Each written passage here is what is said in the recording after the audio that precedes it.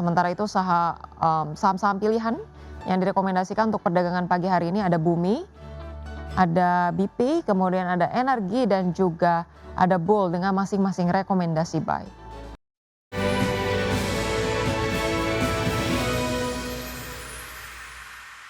Ya pemirsa, terima kasih Anda masih bersama kami di Market Buzz, dan sebelum kita lanjutkan dialog kita pada pagi hari ini, kita akan lihat terlebih dahulu bagaimana posisi IHSG di pembukaan perdagangan pagi hari ini 9 lebih 2 menit waktu Indonesia Barat. Pemirsa, kita lihat bersama di sini IHSG tampak menghijau ya, menguat 0,3% ke 7.010. Kemudian untuk top gainers ada Fore, ada Dewa, kemudian Energi, Bufa dan juga CEM, ada Medco. Kemudian untuk top losers ada Astra International, ada SSMS, kemudian Harta dan juga Arci ya. Kemudian untuk sektoral, infrastruktur terpantau menguat 1,1%, disusul transportasi, cyclical, energi dan juga properti. Sementara itu sektor-sektor yang melemah ada non-cyclical dan juga teknologi. Baik, kita bergeser ke pembukaan bursa Asia pagi hari ini. Pemirsa, Nikkei terpantau dibuka menguat 0,4%, STI menguat 0,29%, Kospi menguat 1,23%. Sementara itu saham-saham pilihan yang direkomendasikan untuk perdagangan pagi hari ini ada Bumi, ada BP, kemudian ada Energi dan juga ada Bull dengan masing-masing rekomendasi buy.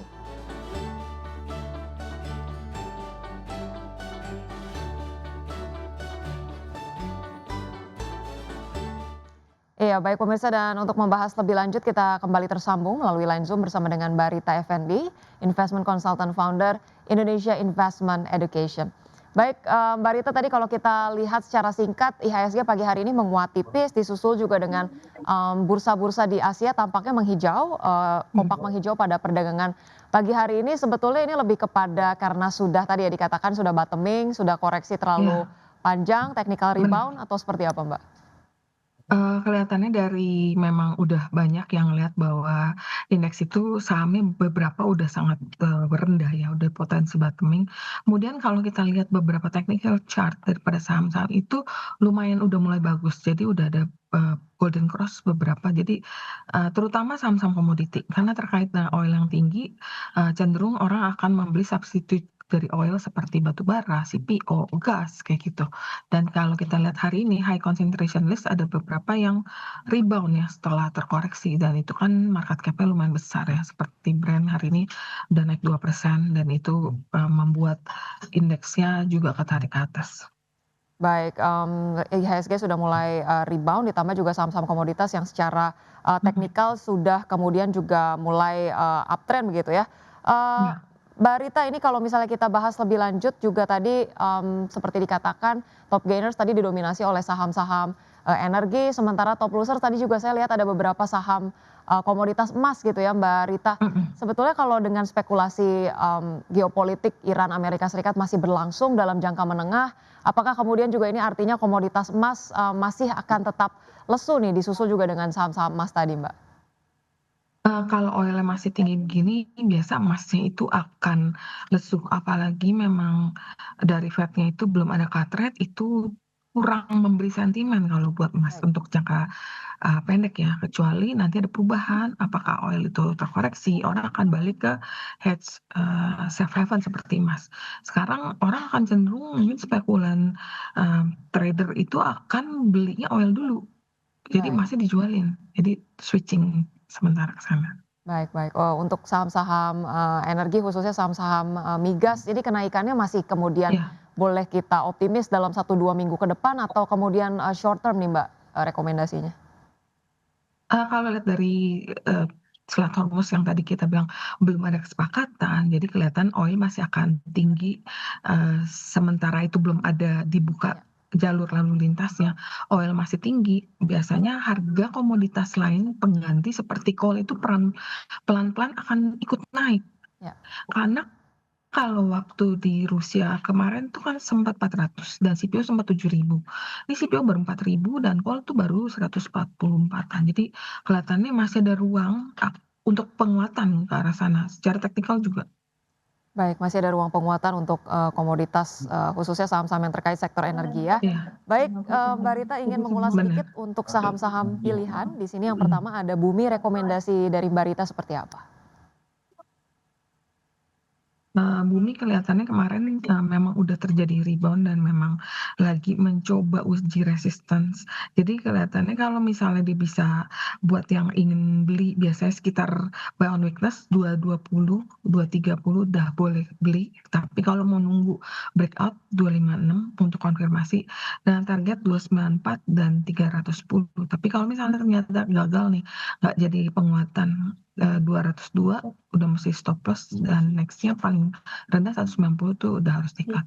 Karena bumi itu kita, berharap harga coal itu akan terus mengadakan penguatan walaupun ada isu export tax yang akan diterapkan untuk emiten batubara. Baik, untuk saham Bumi, angka-angka yang perlu diperhatikan adalah support di 202 dan resistance di 310 dengan rekomendasi Iya, buy. Baik, benar. bergeser ke saham berikutnya, BP seperti apa nih Mbak Rita? Iya, BP itu kemarin, terjadi lonjakan juga seperti bumi ya, volumenya juga lumayan, bagus. Jadi setelah dia koreksi dan ini mulai rebound. Nah, ini akan coba breakout di sekitar 251. Jadi buat yang ingin buy on weakness mungkin di 200, 210 bisa buy on weakness, tapi kalau dia breakout 251 boleh di, average up atau dikejar, target satu di 264 dan target 2-nya 300, stop loss-nya di 190 dan 160. Untuk BP ini cukup menarik karena dia ada batu bara, ada mini LNG, dan dia juga ada waste to energy. Jadi ada banyak hal-hal terkait energi ada di BP.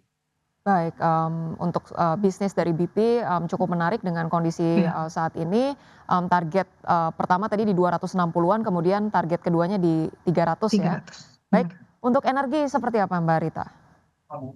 Energi juga, kalau hari ini juga kita lihat masih terus menguat 1% karena energi terkait dengan gas ya. Jadi energi setelah konsolidasi kemarin habis koreksi dari high, tapi dia bertahan di area 15.10 jadi masih di atas garis MA. Jadi peluang rebound lagi untuk terus ke atas menembus resisten itu masih terbuka. Buy on breakout misalnya di 17.50 boleh lakukan, tapi kalau misal mau nunggu 14.50 sampai 15 itu buy on weakness dan target 2060 dan 2195, stop loss-nya 1210 dan 1075 untuk energi. Baik, untuk saham energi ada potensi rebound lanjutan, support di 1210 dan, resistance di 2195. Terakhir untuk saham Ya, Bull, Mbak Rita. ya Bulmark, kemarin juga beberapa hari yang lalu sempat ada berita terjadi perubahan manajemen, ada bukan manajemen sih, komisarisnya ada dari Sinarmas yang masuk, itu rame banget diberitakan.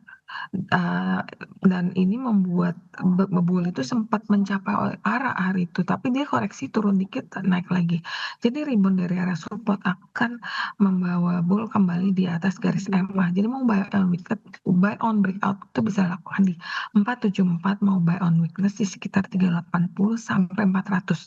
Target 1 608 dan target 2 616. Stop loss-nya di 376 dan 248. Jadi Baik. berapa saham ini boleh diperhatikan.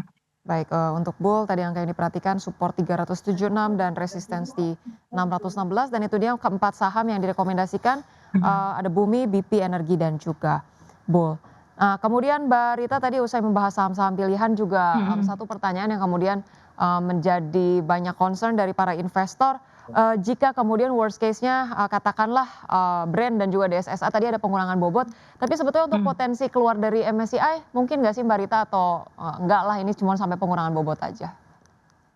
Kayaknya sih untuk keluar, highly chance itu potentially akan dikeluarkan. Baik. Karena memang, perlu untuk 2 emiten itu berbenah untuk merapikan dia punya high concentration risk. Jadi chances untuk keluar itu sangat besar sih, makanya itu yang dikhawatirkan. Tapi banyak investor retail yang spekulasi malah untuk short term trading. Baik. Kalau, kayak kita lihat nih kemarin cuan itu sebenarnya nggak termasuk di high concentration, Mhm. tapi kemarin sempat mengalami kenaikan 6% karena dianggap, Ya. "Oh ini nggak masuk." Pada beli, entar cuan dijual, brand kemarin turun banyak pada beli, hari ini pada take profit. Jadi untuk retail itu masih banyak yang mengadakan transaksi trading di beberapa saham PP yang memang selalu menjadi daya tarik ya, tapi untuk keluar itu kemungkinan besar akan keluar dari MSCI. Baik baik, dampaknya seperti apa nih Mbak secara jangka menengah kepada IHSG?